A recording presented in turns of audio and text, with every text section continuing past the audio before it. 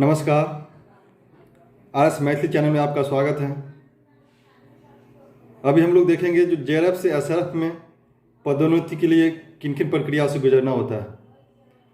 इसके तहत हम लोग कुछ पॉइंट पे बात करेंगे जो बहुत महत्वपूर्ण है। जेआरएफ से एसआरएफ में पदोन्नति के लिए उसे जानना, नहीं तो आपका जेआरएफ से एसआरएफ में पदोन्नति रुक सकता है या विलम्ब हो सकता है। तो हम इन सभी प्रक्रियाओं पर बात करेंगे। जो जेआरएफ से एसआरएफ में पदोन्नति के लिए किस किस प्रक्रिया से गुजरना होता है और कम से कम कितने समय लग सकता है। जैसे कि कम से कम कितने वर्ष पूरा हो जाने के बाद हम जेआरएफ से एसआरएफ में पदोन्नति के लिए आवेदन कर सकते हैं। साथ ही किसके पास हम आवेदन करेंगे जेआरएफ से एसआरएफ में पदोन्नति के लिए। और जेआरएफ से एसआरएफ के लिए एक 3 मेंबर कमेटी होता है। उस कमेटी के कौन कौन से सदस्य होते हैं और उस कमेटी के लिए एक आउटसाइड एक्सपर्ट को बुलाना होता है। उस एक्सपर्ट में हम किस विश्वविद्यालय से एक्सपर्ट को बुला सकते हैं और किस तरह के एक्सपर्ट को बुला सकते हैं। साथ ही एनेक्चर 8 फॉर्म आता है एक, जो 3 मेंबर कमेटी द्वारा उसे फिलअप किया जाता है। उसका सिग्नेचर लगता है, सील लगता है। तो किसका किसका सिग्नेचर अनिवार्य है। इस एनेक्चर 8 फॉर्म को किस तरह भरेंगे। इस एनेक्चर 8 फॉर्म में थोड़ा भी भरने में मिस्टेक होगा तो आपका जेआरएफ से एसआरएफ पदोन्नति रुक सकता है या विलम्ब हो सकता है। तो आइए हम इन सभी बातों पर चर्चा करेंगे। हम लोगों ने हाल ही में जेआरएफ से एसआरएफ में पदोन्नति किया है और मेरे विभाग से लगभग 5 व्यक्ति ने जेआरएफ से एसआरएफ में पदोन्नति हुए हैं। उन सभी को किस किस कठिनाइयों से गुजरना पड़ा है। हम लोग का भी एक बार जेआरएफ से एसआरएफ पदोन्नति के लिए जो एनेक्चर 8 फॉर्म है उसे वापस कर दिया गया था। उसे पुनः सुधार करके भेजा गया। तो किस कारण से वापस कर दिया गया था, कहीं आप लोग को भी इस तरह की कठिनाइयों का सामना करना पड़ सके, इसलिए हम आप लोग को सभी जानकारी बताएंगे। तो आइए आगे बढ़ने से पहले आप आरएस मैथिली चैनल पर नए हैं तो चैनल को सब्सक्राइब कर लीजिए और वीडियो अच्छा लगे तो उसे लाइक शेयर कीजिएगा। तो आइए हम चलते हैं। सबसे पहले जो कम से कम कितने वर्ष पूरा हो जाने के बाद आप जेआरएफ से एसआरएफ में पदोन्नति के लिए आवेदन कर सकते हैं। तो ये आवश्यक है कि कम से कम 2 वर्ष आप जेआरएफ के रूप में कार्यरत है। कम से कम 2 वर्ष से आप अपने विभाग में जेआरएफ के रूप में योगदान दे रहे हैं। तो जिस तारीख को आपको 2 वर्ष पूरा हो गया उस तारीख के बाद ही आप अपने विभाग में जेआरएफ से एसआरएफ में पदोन्नति के लिए आवेदन कर सकते हैं। और यह आवेदन आपको देना होगा अपने विभाग के अध्यक्ष के पास, जो उसमें डेट कम आवेदन का विषय होना चाहिए जेआरएफ से एसआरएफ में पदोन्नति हेतु। हम एक अपने विभाग के अध्यक्ष के पास एक आवेदन लिखेंगे, मेरा 2 वर्ष जेआरएफ के रूप में योगदान का समय पूरा हो गया है। तो उसमें विषय डालेंगे जो जेआरएफ से एसआरएफ में पदोन्नति हेतु। इसके बाद आगे उसमें लिखेंगे जो मेरा, मान लीजिए किसी का 31 दिसंबर 2022 को जेआरएफ का 2 वर्ष का टर्म पूरा हो गया, तो हम इस आवेदन पे मेंशन करेंगे जो मेरा 31 दिसंबर 2022 को जेआरएफ के रूप में 2 वर्ष का टर्म अब पूरा हो रहा है। अब मुझे जेआरएफ से एसआरएफ में पदोन्नति के लिए आगे की कार्रवाई किया जाए। सिर्फ आपको इस एक आवेदन से मतलब है। कैंडिडेट को, शोधार्थी जो है, उसे सिर्फ एक आवेदन डालना है अपने विभाग अध्यक्ष के पास। इसके बाद आगे की प्रक्रिया जो होता है विभाग के अध्यक्ष के होते हैं, जो किसी एक्सपर्ट को बुलाना है और एक्सपर्ट के रूप में आपके विभाग के अध्यक्ष द्वारा एक्सपर्ट का नाम डाला जाएगा पैनल में। तो एक विभाग के अध्यक्ष पे निर्भर पड़ता है, जो आपका विभाग के अध्यक्ष वही दिन एक पैनल बना करके डेवलपमेंट ऑफिसर के पास भेजेंगे या अपने सुविधा अनुसार जब उन्हें समय मिलेंगे उस अनुसार भेजेंगे। तो इस पैनल में कम से कम 3 या 4 एक्सपर्ट का नाम होना आवश्यक है। इस पैनल में ऐसे एक्सपर्ट का नाम डालेंगे वो और डीओ को सूचित करेंगे जो मेरे विभाग के, आपका नाम, शोधार्थी के नाम उसमें मेंशन रहेगा और जेआरएफ का टर्म ओवर 2 साल का पूरा किस तारीख को हो रहा है वो उस पर मेंशन होगा। जो मेरे विभाग में फलाने नाम का जेआरएफ है उसका टर्न ओवर 31 दिसंबर 2022 को पूरा हो रहा है, तो उसे जेआरएफ से एसआरएफ में पदोन्नति हेतु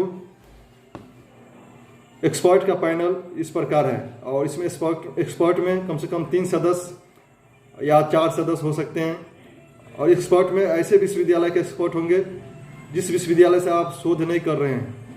यदि आप पटना यूनिवर्सिटी से शोध कर रहे हैं और यदि पटना यूनिवर्सिटी का एक्सपर्ट का नाम डाल देंगे तो आपका जेआरएफ से एसआरएफ में पदोन्नति रोक दिया जाएगा या उसे कैंसिल कर दिया जाएगा। इसलिए ध्यान रखिएगा या अपने विभाग के अध्यक्ष को सूचित कर दीजिएगा। जो भी पैनल भेजा जाता है उस पैनल में एक्सपर्ट का नाम अदर आउटसाइड विश्वविद्यालय का होना चाहिए। जैसे कोई पटना विश्वविद्यालय का है, पटना यूनिवर्सिटी का है, तो इसका एक्सपर्ट पाटलिपुत्रा या दरभंगा यूनिवर्सिटी का या मुजफ्फरपुर या भागलपुर किसी भी यूनिवर्सिटी का एक्सपर्ट हो सकते हैं, चाहे वो रिटायर्ड पर्सन हो या कार्यरत हो। यदि आपके विश्वविद्यालय के रिटायर्ड भी है, जैसे पटना विश्वविद्यालय का कोई पूर्व रिटायर्ड प्रोफेसर है, तो उसे भी एक्सपर्ट के रूप में नहीं बुलाया जा सकता है। तो हो गया एक्सपर्ट को, उसमें किस तरह के एक्सपर्ट को बुलाएंगे।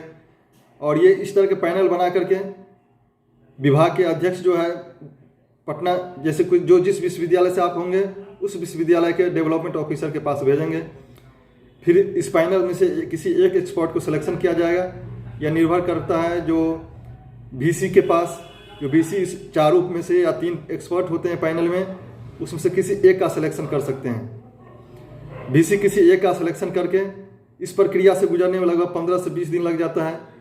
तो किसी एक एक्सपर्ट को सिलेक्शन करके आपको विभाग के अध्यक्ष के पास एक पुनः लेटर आएगा यूनिवर्सिटी से, जो आपके जेआरएफ से एसआरएफ में पदोन्नति के लिए किसी खास एक्सपर्ट को नाम सिलेक्शन किया गया है, उसे सूचित करके उसके सुविधानुसार जेआरएफ से एसआरएफ के लिए मीटिंग रख सकते हैं।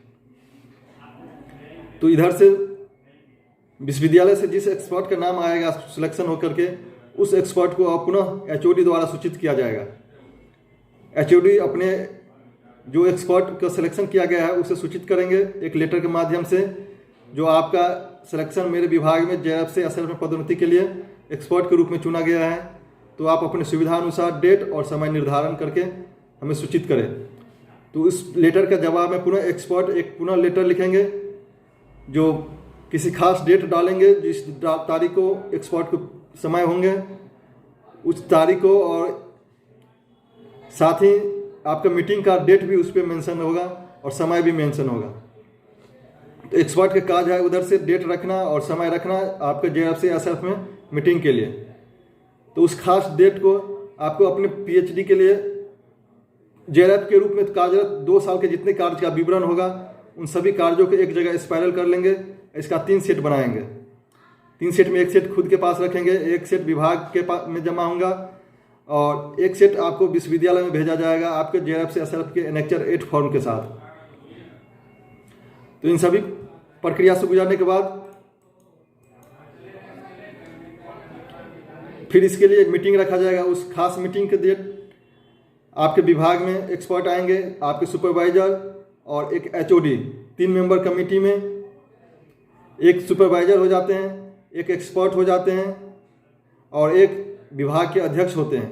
इन सभी तीनों व्यक्ति का सिग्नेचर एनेक्चर 8 फॉर्म पे अनिवार्य होता है। और साथ ही पहले जो आउटसाइड एक्सपर्ट आते थे उनका सिर्फ सिग्नेचर होता था, परंतु अब यूजीसी द्वारा जो है आउटसाइड एक्सपर्ट का डिजिग्नेशन के साथ साथ उनका मोहर भी आवश्यक कर दिया है। यदि आप आउटसाइड एक्सपर्ट का जहां सील होता है, जहां एक सिग्नेचर होता है, वहां अगर उनका सील नहीं रहेगा, मोहर नहीं रहेगा, तो आपका जेआरएफ से एसआरएफ पदोन्नति के लिए एनेक्चर 8 फॉर्म को वापस कर दिया जाएगा। इसलिए ध्यान रखिएगा और अपने आउटसाइड एक्सपर्ट को जेआरएफ से एसआरएफ में मीटिंग होने से पहले सूचित कर दीजिएगा, जो सर आप अपना मोहर लेकर भी विभाग में आइएगा। इससे क्या होगा, तो आपको समय से कार्य हो जाएगा, क्योंकि यूजीसी पहले मोहर की आवश्यकता नहीं खोजता था, अब जो है मोहर के अनिवार्य कर दिया है। यदि आपके एनेक्चर 8 फॉर्म पे आउटसाइड एक्सपर्ट का सील नहीं रहेगा, मोहर नहीं रहेगा, तो आपका जेआरएफ से एसआरएफ पदोन्नति रोक दिया जाएगा। इसलिए अनिवार्य होता है एनेक्चर 8 फॉर्म पे सिग्नेचर, सुपरवाइजर का पहला सिग्नेचर, उसके बाद आपके विभाग के अध्यक्ष का सिग्नेचर, उनके सिग्नेचर का डेट और उनका पूरा पद का विवरण, साथ ही रजिस्ट्रार का सिग्नेचर आपके विभाग के पास भेजने तक नहीं होना चाहिए। आपके विश्वविद्यालय में जब एसआरएफ से जेआरएफ से एसआरएफ की पदोन्नति के लिए एनेक्चर 8 फॉर्म यूनिवर्सिटी पहुंच जाएगा, तो उसके बाद रजिस्ट्रार का सिग्नेचर होगा, उनका मोहर लगेगा। उससे पहले हम लोग को 3 सिग्नेचर मोहर अनिवार्य होता है, सुपरवाइजर का सिग्नेचर, विभाग के अध्यक्ष सिग्नेचर और उसका मोहर, साथ ही आउटसाइड एक्सपर्ट आते हैं उनका सिग्नेचर और मोहर। इतना प्रक्रिया करने के बाद और इसमें सबसे महत्वपूर्ण होता है एनेक्चर 8 फॉर्म को अच्छा से भरना। यदि आप एनेक्चर 8 फॉर्म को अच्छा से नहीं भरेंगे, कहीं भी उसमें थोड़ा मिस्टेक होगा तो आपका आउटसाइड एक्सपर्ट का सिग्नेचर सील और होने के बाद भी आपका एनेक्चर 8 फॉर्म घुमा दिया जाएगा। जेआरएफ से एसआरएफ में पदोन्नति के लिए एक एनेक्चर 8 फॉर्म आता है। ये एनेक्चर 8 फॉर्म को सही से भरना, उस पर सुपरवाइजर का फीडबैक, ये सब बहुत आवश्यक है। तो सबसे पहले शोधार्थी का नाम है एनेक्चर 8 फॉर्म में भरना रहता है। इसके बाद उनके विभाग का नाम, साथ ही विश्वविद्यालय का नाम, और इसके बाद डेट आवश्यक है, जो आपका किस डेट को 2 साल का टर्नओवर पूरा हो रहा है। मान लीजिए किसी को 31 दिसंबर 2022 को टर्नओवर पूरा हो गया तो वहाँ डेट रहना चाहिए जो 31 दिसंबर 2022। इसके बाद एनेक्चर 8 फॉर्म पे 1, 2, 3 सीरियल नंबर दिया रहता है। उसमें कमिटी मेंबर का सिग्नेचर और उसका डिजिग्नेशन रहना अनिवार्य है। तो सीरियल नंबर 1 पे आप अपने एचओडी का सिग्नेचर दे सकते हैं और उनका डिजिग्नेशन दे सकते हैं। एनेक्चर इसके बाद सीरियल नंबर 2 पे अपने सुपरवाइजर का सिग्नेचर और उसका पद का विवरण दे सकते हैं। और सीरियल नंबर 3 पे अपने एक्सपर्ट का सिग्नेचर और उनका डिजिग्नेशन डाल सकते हैं। तो एनेक्चर 8 फॉर्म की सीरियल नंबर 1, 2, 3 जो खाली स्थान दिया गया है उसे इस तरह से भरना है। इसके बाद जरूरी है ज्वाइनिंग डेट ऑफ ज्वाइनिंग। तो डेट ऑफ ज्वाइनिंग आप वही डालेंगे जो आपका पेमेंट शेड्यूल पे विश्वविद्यालय यूजीसी द्वारा जो एक पेमेंट शेड्यूल जनरेट किया गया है, उस पेमेंट शेड्यूल जिस तारीख से आपका पेमेंट प्रारंभ हुआ है, डेट ऑफ ज्वाइनिंग चाहे आप विश्वविद्यालय में किस तारीख, अपने विभाग में किस तारीख से योगदान दिए हैं, उसी तारीख से आपका पेमेंट शेड्यूल जनरेट होगा। तो आप डेट ऑफ ज्वाइनिंग में वही डालेंगे जिस तारीख से आपका जेआरएफ का पेमेंट प्रारंभ हुआ है। साथ ही आगे है पीएचडी रजिस्ट्रेशन नंबर, उसमें अपना पीएचडी रजिस्ट्रेशन नंबर आगे डालेंगे। फिर डेट ऑफ मीटिंग के पास जिस तारीख का आपका मीटिंग होगा 3 मेंबर कमेटी का वो डेट डालेंगे। साथ में वेन्यू डालना रहता है, जो कहाँ आपका वेन्यू जहाँ पे आपका जेआरएफ से एसआरएफ में पदोन्नति के लिए इंटरव्यू होगा, उस स्थान का नाम डालना है। अक्सर देखा जाता है जो जेआरएफ से एसआरएफ में पदोन्नति के लिए उनका विभाग में ही होता है, तो अपने विभाग का नाम डालिएगा और विश्वविद्यालय का नाम डालिएगा। साथ ही आगा है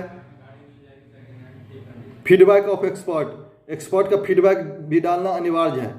वहाँ एक्सपर्ट अपने हाथ से लिखेंगे जो आपके कार्य जो है 2 साल का वो कैसा है, उसके लिए गुड है, वेरी गुड है या एक्सेलेंट है। तो एक्सपर्ट भी निर्भर करता है जो एक्सपर्ट आपको किस तरह से फीडबैक देते हैं। साथ ही फिर आगे भरना है शोधार्थी का नाम, और फिर आवश्यक है सबसे महत्वपूर्ण चीज़ जो आपका एसआरएफ अपग्रेडेशन किस तारीख से होगा। तो upgraded date of JRF to SRF WEF जो है उसके आगे में डॉट दिया है, खाली स्थान दिया है, वहाँ हमें डालना होगा जो किस तारीख से जेआरएफ अब से एसआरएफ में आपको अपग्रेड किया गया है। तो यहाँ ध्यान रखना आवश्यक है जो 2 साल के अंदर का डेट नहीं होना चाहिए।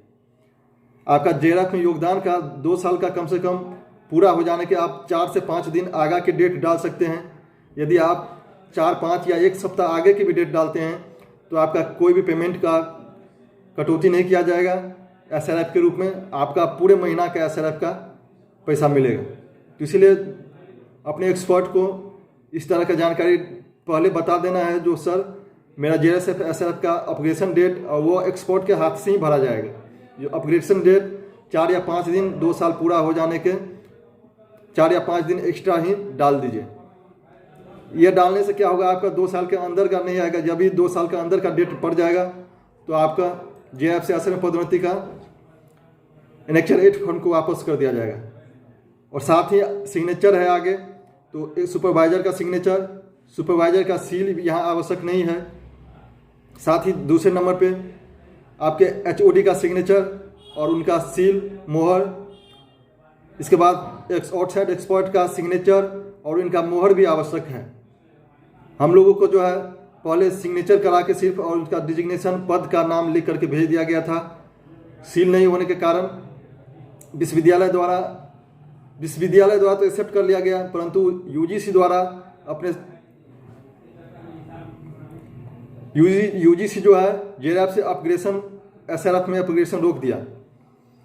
उसने इधर से फीडबैक फिर पुनः यूजीसी द्वारा फीडबैक भेजा गया जो आप अपने आउटसाइड एक्सपर्ट का सील के साथ पुनः उसे अपग्रेड करके भेजें। तो फिर हम लोग को इसके प्रक्रिया में पुनः 2 महीना लग गया। तो इसीलिए आप लोग ध्यान रखेंगे जो आउटसाइड एक्सपर्ट का सील भी अनिवार्य है। इस एनेक्चर 8 फॉर्म पे कहीं सील के बारे में विवरण नहीं है, जो सील यहाँ आउटसाइड एक्सपर्ट का लगेगा या नहीं लगेगा, परंतु यूजीसी द्वारा मांगा जाता है जो आउटसाइड का एक्सपर्ट का सील भी अनिवार्य है। तो इन सभी प्रक्रिया को अच्छी तरह से फिलअप करके एनेक्चर 8 फॉर्म को भेजना है। फिर आउटसाइड एक्सपर्ट का मीटिंग हो गया तो हम विश्वविद्यालय में क्या क्या चीज़ भेजेंगे, जो मेरा जेआरएफ के एनेक्चर 8 के फॉर्म और साथ में 2 वर्ष का कार्य का विवरण, फिर होम में आई कंसर्न का एक फॉर्म भर के भेजना है और साथ में एक विभाग के अध्यक्ष का लेटर पैड पे लिखा रहेगा स्पष्ट जो फलाने का जेआरएफ के लिए फलाने तारीख को मीटिंग रखा गया था एसआरएफ में अपग्रेडेशन के लिए, उस तारीख का विवरण रहेगा और आपके एक्सपर्ट का विवरण रहेगा जो एक्सपर्ट के रूप में उसे विश्वविद्यालय द्वारा सिलेक्शन किया गया था, तो उसके द्वारा सभी उसके 2 वर्ष का कार्यों का विवरण देखा गया। उसके बाद उसे जेआरएफ से एसआरएफ में पदोन्नति के लिए एनेक्चर 8 फॉर्म को सभी प्रक्रियाओं को पूरा करके भेजा जा रहा है। तो इस तरह से आपके विभाग के अध्यक्ष द्वारा विश्वविद्यालय को पुनः 4 चीज़ भेजना होगा। सबसे पहले विभाग अध्यक्ष के लेटर, दूसरा नंबर होम में आई कंसर्न का एक लेटर, तीसरा नंबर में आपका एनेक्चर 8 फॉर्म जेआरएफ से एसआरएफ में पदोन्नति के लिए, और 4वें नंबर में होना चाहिए आपका 2 वर्ष के कार्य का विवरण जो आपने 2 वर्ष में 1 चैप्टर लिखे या 2 चैप्टर लिखे, साथ ही पीएचडी कोर्स वर्क के दौरान सिनॉप्सिस बनाए। इन सभी को एक टाइटल पेज की तरह बना लेना है। जिस तरह हम लोग अपने सिनॉप्सिस में टाइटल पेज बनाए थे, उसी तरह 2 वर्ष के कार्य का विवरण का भी एक टाइटल पेज बनाएंगे।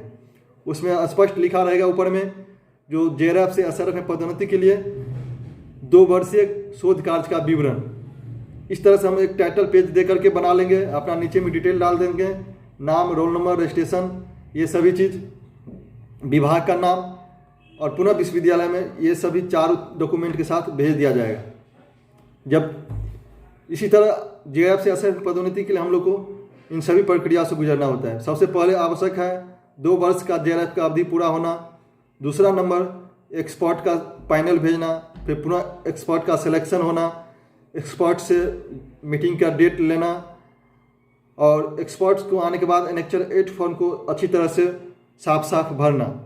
यदि आप सभी प्रक्रिया से गुजर चुके हैं, यदि एनेक्चर 8 फॉर्म जेआरएफ से एसआरएफ में पदोन्नति के लिए जो है अच्छी तरह से नहीं भरा हुआ है, किसी का भी कहीं तरह से कोई फॉल्ट आ गया है, किसी का सिग्नेचर छूट गया है या कोई पॉइंट छूट गया है भरने से, तो आपको पुनः वही प्रक्रिया से गुजरना होगा और 2 से 3 महीना लेट लग सकता है।